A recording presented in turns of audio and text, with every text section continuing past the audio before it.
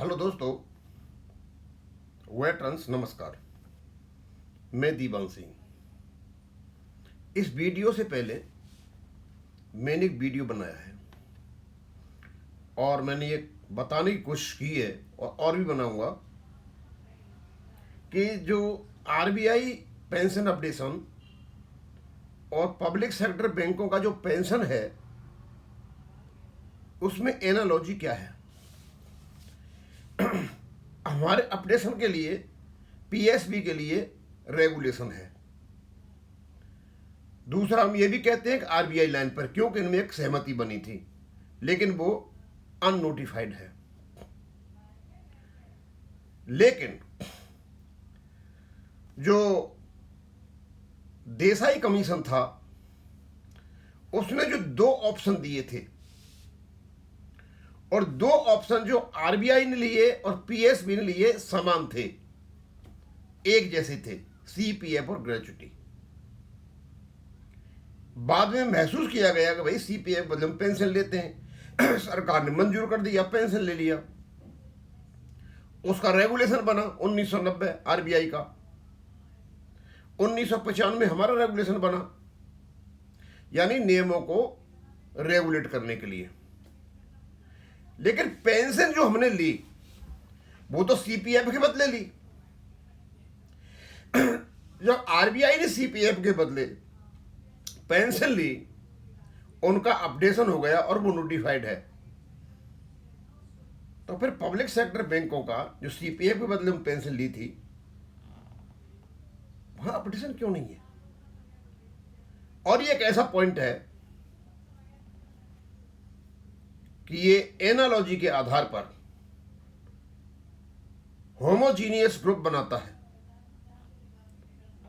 और मुझे तो ऐसा लगता है सबसे ताकतवर यही है कि इसी के ऊपर डीएफएस ने कहा था कि यदि आरबीआई का पेंशन अपडेशन होगा तो पब्लिक सेक्टर बैंकों का करना पड़ेगा, क्योंकि बेनिफिट तो दो ही है हमारे। और इसके अलावा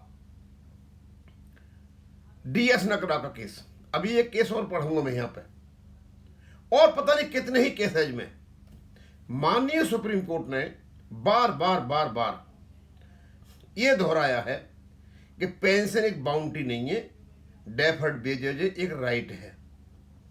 पेंशन और पेंशन अपडेशन दोनों इनसेपरेबल हैं। ये सारा कुछ क्लियर कट होने के बावजूद भी इस सुप्रीम कोर्ट में केसों की भीड़ क्यों लगी हुई है? आखिरकार क्या ये जो एग्जीक्यूटिव बैठे हुए हैं ये पढ़ते नहीं है इनको? इन पर अमल नहीं करते हैं क्या? जो केस है 10-10 12-12 साल तक पड़े हुए हैं लोगों के, क्यों पड़े हुए हैं? हम तो ये मान के चलते हैं कि सुप्रीम कोर्ट के इस निर्णय की, जुडिशियल प्रेसिडेंट की, यदि कहीं किसी डिपार्टमेंट में अवहेलना होती है तो उस पर पेनल्टी लगाई जाए। उसी प्रकार तो केस आर्मी की एफडी, आर्मी प्रोटेक्ट ट्रिब्यूनल में पड़े हुए हैं बहुत सारे जारे। और जो भी केस बच जाता है उसमें से 95% लोग जीत करके आते, हार के कोई नहीं आता।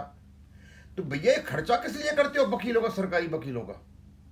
वही हाल अभी ये एमसी सिंगला वाले केस का है। पेंशन का ही मैटर है, पेंशन अपडेशन के लिए है, पेंशन और अपडेशन इंसेपरेबल है।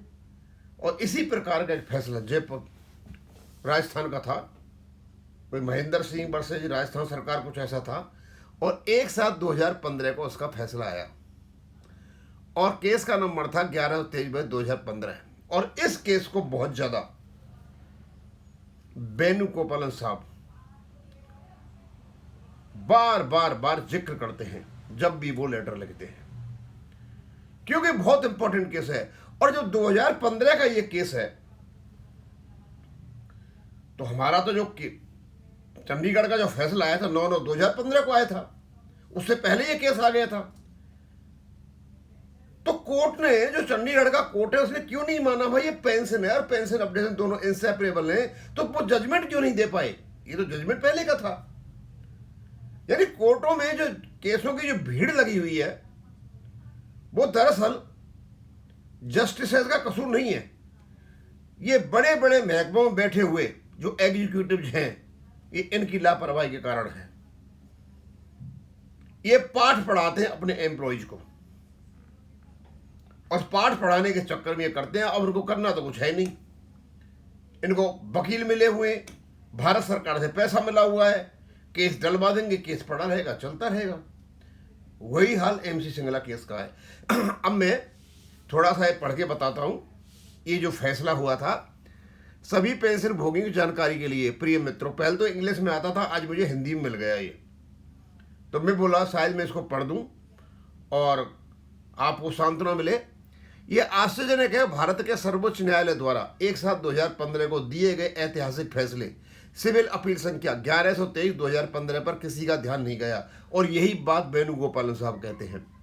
श्री SR सेनगुप्ता द्वारा IBA को लिखे गए एक संक्षिप्त पत्र को छोड़कर किसी अन्य यूनियन ने कोई कदम नहीं उठाया। फैसले की मुख्य विशेषताएं। पीठ ने अधिकार पूर्वक फैसला सुनाया है कि पेंशन एक अधिकार है और इसका भुगतान सरकार के विवेक पर नहीं निर्भर करता है। पेंशन नियमों द्वारा शासित होती है और उन नियमों के अंतर्गत आने वाला कोई भी सरकारी कर्मचारी पेंशन का दावा करने का हकदार रखता है। पेंशन फैसले ने माना कि पेंशन का संशोधन और वेतनमान का संशोधन अविभाज्य है। जब जब वेतनमान संशोधन होगा, पेंशन का भी संशोधन होगा, ये फैसले में कहा गया है। तो यार 1/7/2015 का फैसला है, और इससे 2 महीने बाद चंडीगढ़ हाईकोर्ट का फैसला आया था। तो क्या वहां के जजों ने पढ़ा नहीं था कि ये आगे पीठ ने दोहराया संशोधन पर मूल पेंशन पूर्व संशोधित वेतनमान के अनुरूप संशोधित वेतन में वेतन के बैंड के न्यूनतम में मूल वेतन के 50% कम नहीं हो सकती है। मतलब आपका जो पुराना वेतनमान है और जो नया वेतनमान है, जब तुलना करोगे तो आपकी पेंशन किसी भी हालत में उस नए वेतनमान का जो जहां से स्टार्ट होती है उसके 50% से कम नहीं होगी। सरकार को पेंशन भोगियों के वैध बकाये को अस्वीकार करने के लिए वित्तीय बोझ का बहाना नहीं बना सकती। ये लोग ये भी क्लियर कर दिया। ये नहीं कह सकते फंड की कमी है, ये भी इसी फैसले में सुप्रीम कोर्ट ने कहा है। सरकार की अनावश्यक मुकदमेबाजी से बचना चाहिए। ये तो पूरे रूप से मतलब क्या नाम खर्चे कर रहे हैं, बहुत जोर से मुकदमा लड़ रहे हैं, रोजाना वकील आते हैं और चले जाते हैं। मुकदमेबाजी से किसी मुकदमेबाजी को बढ़ा देना चाहिए। जब पेंशन को एक अधिकार माना जाता है न एक वरदान, तो इस कथन के अनुसार पेंशन में संशोधन और वेतनमान में संशोधन अविभाज्य है। पेंशन का उन्नयन भी एक अधिकार है न कि एक वरदान। ये निर्णय DS नकरा मामले के निर्णय पर आधारित है।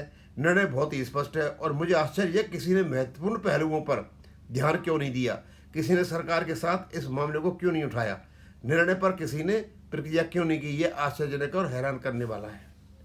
आगे तो उसने ये कहा भाई ज़्यादा से ज़्यादा लोगों को पहुँचाओ। तो ये तो मुझे भी अचंभा लगता है कि मतलब माननीय सुप्रीम कोर्ट का निर्णय, जुडिशियल प्रेसिडेंट पेंशन और पेंशन अपडेशन के मामले बिल्कुल साफ सुथरे हैं। तो फिर मेरी समझ में ये नहीं आता कि ये हमारी जो बैंक है, रेगुलेटरी बॉडीज, क्या इनकी बात दिमाग में समझ में आती नहीं है कि मतलब पेंशन को अपडेट करना पड़ेगा, या जिनके दिमाग में ये समझ में नहीं आई कि RBI का अपडेशन हो चुका है तो हम भी अपडेशन करें, कि हमने CPF के बदले में पेंशन ली है ना, कोई नया काम तो किया नहीं है। 2 बेनिफिट थे पहले, आज भी 2 ही बेनिफिट है, और फालतू में बिना किसी कारण के लोगों को मारा जा रहा है, उनकी दुर्दशा की जा रही है, उनके अधिकारों को छीना जा रहा है। और ये सारा का सारा कसूर IBA और ये जो है ना अपने ये यूनियन के नेता, ये दगाबाज नेता, ये इनकी मर्जी से हो रहा है, क्योंकि इतना ही ज्ञान है इनको बेचारों को, और बैंकों को तो थोड़ा सहारा चाहिए, तो सहारा मिला हुआ है। ये दगाबाज नेता जो है यूनियन के, ये उनकी वजह से है, अदरवाइज ये इनका काम है इस चीज को लेना। लेकिन नहीं, ये नहीं करेंगे इसको, ये वो करेंगे जिससे मतलब बैंक पैसा परेशान रहे। दोस्तों देखते हैं, क्योंकि सारी चीजें और हवा पेंशन अपडेशन के पक्ष में बह रही है, और ये कभी भी इस चीज को नहीं निकाल सकते कि RBI का जब पेंशन अपडेशन हुआ है, CPF के बदले पेंशन ली थी तो हमारी CPF के बदले पेंशन है, उनका अपडेशन हुआ तो हमारा भी अपडेशन होगा। चाहे इवन हमारा यदि रेगुलेशन भी नहीं होता तब भी इनको अपडेशन करना पड़ता।